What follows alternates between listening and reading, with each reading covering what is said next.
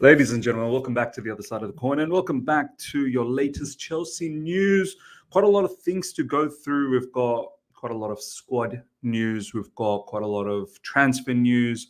And we've obviously got a bit to say in regards to the match that we saw yesterday, the second match in the preseason tour so far. So without further ado, let's get on to it. First up, ladies and gentlemen, Cole Palmer, Conor Gallagher and Mark Cucurella will not join Chelsea on US tour. Club decided best would be for them to go back to Cobham after their extended break. So this is quite fine. Obviously, the Euros and, these are all Euros players. There's no Copa America players here.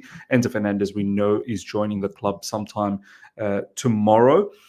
But with these players, with the Euros players that have gone all the way to the finals, it makes sense, fair enough, that they're not coming into the US tour.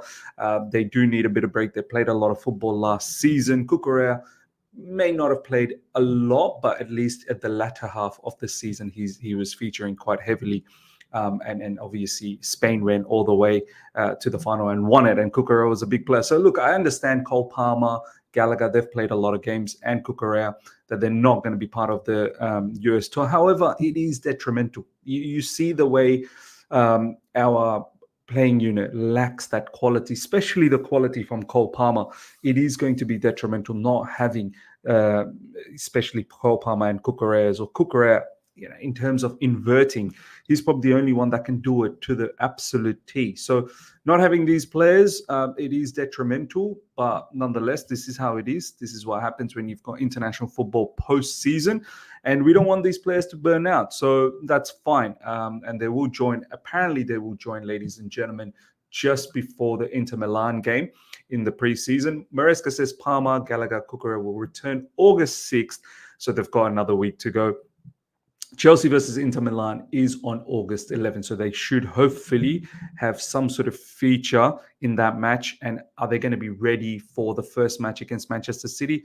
Yeah, we shall see, because that only gives them about, if they join on the 6th, the match against Manchester City, I believe, is on the 19th or 18th, something like that. It literally just gives them about 2 weeks or so to prepare. So I'm not really certain they're going to feature against Manchester City. So let's see what happens. We do need all of our best players to start getting into the team and gelling with the team and understanding exactly what Maresca wants, or else it's hard as it is to learn a new system and to play under a new manager. And not having your best players, it just makes it even more difficult. Next up, ladies and gentlemen, everyone wants to know, where is Axel Disasi? So we've got some information, ladies and gentlemen. Axel Disasi underwent hernia surgery in the summer and is recovering from it. He played through it at the end of last season to make sure he was available. So this is similar to what happened to Enzo Fernandez. He's played through the pain, and much like Enzo Fernandez as well, for a long period, he was playing through the pain until he had to get the surgery. Finally, Disasi gets a surgery in the off-season, and this is why he's not featuring in the first couple of games. We shall see whether he features in the next few games. He's in the squad. He's just basically not played as yet in the preseason, and we now know why. So let's see. Look, the bottom line, I'm not convinced with Disasi. I'm not convinced with Buddy Shield. Now, to be honest, I'm not even convinced with Wesley Fofana or not Romeo Lavia, Levi Colwell. So defensively, Enzo Maresca has got to do a lot of work to make that defense more resolute. The one thing I will not compromise under a new manager, and I fully expect Enzo Maresca to do this, is defensively make us solid. I know the patterns of play, I know build up, and I know the final third decision making could be, it could take a bit of time. We need to understand exactly what Maresca wants. But from a defensive point of view, I expect Maresca to make us a lot more solid than what we just saw against Celtic, shipping in 4 goals. And the manner of the 4 goals, like it was childish defending. It's got nothing to do with it being pre-season or the lack of fitness. It's just basics, players not running, players not aware of what the situation is. You've got people like Robert Sanchez literally screaming at Wesley Fofana saying, where's Mark the player right in front of you, and he's not even bothered. So that has nothing to do with it being pre-season or the fact that, they lack a bit of fitness. That's just defend, mate. Like literally defend. That's what it comes down to. Next up, a little bit in regards to the match. Maresca came out post-match saying one of the things we did bad today when we are not pressuring, pressing basically, we need to drop. We are confusing things on and off the ball, but that's normal in this situation. Yeah, fair enough. Look, confusion can happen, but this is very, very interesting. Maresca tactically talking about things, and I love it. Love managers doing that. Because you need to come out in press conference and actually state what you saw and what you didn't like, and what you liked at times, and let the fans know where it needs to improve. So he's now stated that when we're not pressing or when we're not pressuring the opposition properly, or even doing it at all, we need to drop back. We can't have a high line and not press the opposition. We're just going to kill ourselves. And that's exactly what happened. And he's saying that we're confusing things on and off the ball. So that is, I fully understand that. These players have only been with this manager for 3 weeks. So being confused on and off the ball is quite natural. What you do from here in regards to fixing it, that's exactly what I want to see. So great that Maresca has come out and said this. Let's see how we fix it. Maresca further goes on to say the idea with Mark and all the young players is to have a look, then decide whether to loan. So he's talking about Mark Guy or Mark Guy. I don't know how to pronounce this guy's name. Mark Guy. I say Mark Guy, but a lot of people say it's Mark Guy. I think that's how a lot of people say it. Mark Guy. At the moment, Mark is going to stay and not go anywhere. To be honest, the first 2 games, he's probably the only bright light so far, consistent bright light so far. First game, Romeo Lavia was very good as well. Second game, Romeo Lavia wasn't that great. Mark Yu is probably one that has been consistent over the 2 games. He's physically looks like he's up for it. His movement is great. His link up is great.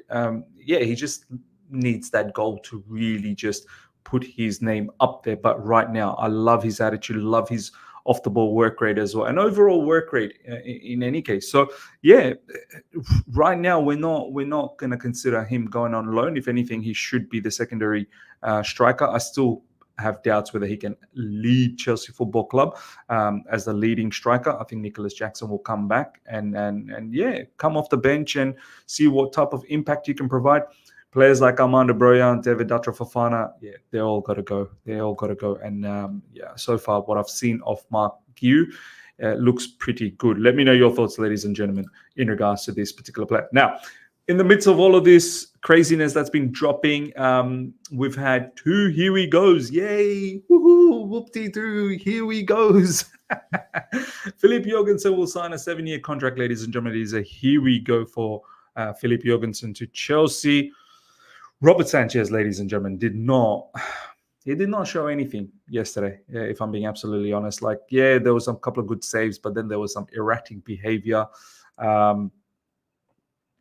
Yesterday's match was screaming out for someone like Philip Jorgensen to come in and be Chelsea number 1. So, they say that this is a fight between Jorgensen and Sanchez. Right now, it's not much of a fight. No, right now, Sanchez is literally just surrendering, putting the white flag out and just asking for Jorgensen to come in. And I think he will come in as our next goalkeeper. Apparently, his ball distribution is his strongest suit, and that is where we need a lot more ability. Because right now, Robert Sanchez, we all knew, or we all thought, even I did, from his time at Brighton under Graham Potter, I thought his ball distribution is something that is that is something to be confident about. But right now, even that is deserting him. So Philip Jorgensen will come in and probably take over. Philip Jorgensen is now on his way to the US to have a medical, and as long as there are no complications, he will soon be training with the squad. There you go. That's coming from Simon Johnson. We shall see him in the preseason in one of those games sooner or later. Probably not the Club America one, but most likely we're going to probably see him in the ones after Real Madrid, Manchester City, and Inter Milan. Next up, another here we go, ladies and gentlemen. Aaron Anselmino to Chelsea is a here we go from Fabrizio Romano. Yet another youngster, 19-year-old, I believe, Argentinian centre-back from Boca Juniors. That's all I know. That's all I know. A lot of people have been saying that he's highly touted. He's a talented CB, but do we need more CBs? Maybe we do. Maybe we do. We're not really convinced with some of the CBs that we have. So let's see what this particular player can bring for us. All I know is that he's not coming in straight away. He's going to sign up for Chelsea and then go back to Boca Juniors. And then I think in January, he's going to be available for Chelsea. And Anselmino to Chelsea. Here we go. Deal just completed for 2005 born Argentinian CB. Details sorted with Boca Juniors. Chelsea will pay a package in excess of 20 million. Anselmino will travel to UK on Monday. He's staying at Boca Juniors on loan at least until January. There you go. So he's not going to be part of Chelsea setup as yet. And yeah, he is a Chelsea player. This is not like some sort of a Strasbourg scenario where Strasbourg buys it and he's blue clothes player. No, this is Chelsea player. And we'll see what we do with him in January when he comes back from Boca Juniors. Or if he does even come back, maybe we might extend with Boca Juniors for the remaining of the season. We'll see what we do. Aaron Anselmino travels for his CFC medical. Very happy. Everything happened quickly. My family is very happy and they came to say goodbye to me. When I was little, I dreamed of this to continue putting in as always. So look, all I'm going to say, Aaron Anselmino, not everyone's going to make it at Chelsea Football Club. So hope you do. Hope you do. And I like your ambition that, your dreams coming true to a big club, but a lot of young kids. We've got a lot of young kids, Aaron Anselmino, and you're gonna have to fight. You're gonna have to fight. If not, you're gonna be sold for profit. So yeah, let's see what happens there. Now, ladies and gentlemen, some Victor Osimhen news. It's not really news, but I guess Chelsea's name's been tied into it. Victor Osimhen not even on the bench for Napoli tonight as plan of both parties remains clear. Osimhen wants to leave. Napoli wants to bring in Lukaku. Talks with PSG are in standby since Monday at current conditions. Chelsea like Osimhen but won't pay the clause. So obviously his clause are exorbitant and his wages are also excessive as well. So it's not just the clause for us, it's the wages. A lot of people get hurt when you say, oh, it's the wages, it's the clause, or but PSG aren't paying. Look, it doesn't matter what PSG is doing. The bottom line is Chelsea's not going to entertain high transfer fees and also high wages. And at the same time, I personally believe Osimhen is not really well suited for Enzo Maresca. You need someone a lot more mobile up front, I feel. But maybe some people do believe that he's the perfect case scenario for Enzo Maresca. We'll see if this ever materializes. But yeah, there's no way we're going to pay his wages. However, Napoli do want to get rid of him. Antonio Conte don't want to progress in the upcoming season with him. Antonio Conte wants Lukaku. So hopefully we find a solution. Hopefully we see a movement from Napoli in regards to selling Osimhen, and then maybe they can come for Lukaku. And I still believe Lukaku will be sold and we will get our money because Osimhen is obviously going to fetch Napoli quite a lot of cash as well. Let's see what else is popping off in the Chelsea front. The latest news 11 minutes ago, outgoing tracker sourced by reliable reporters. So there's quite a lot of players that still need to go. In fact, I want to see a lot more outgoings right now. So that any of the incomings, I'm not really interested anymore. Like we're not buying anyone substantial, and the ones that we're buying, they're just squad fillers, to be honest. They're not really going to make a huge difference unless I'm proven wrong, and I'm happy to be proven wrong.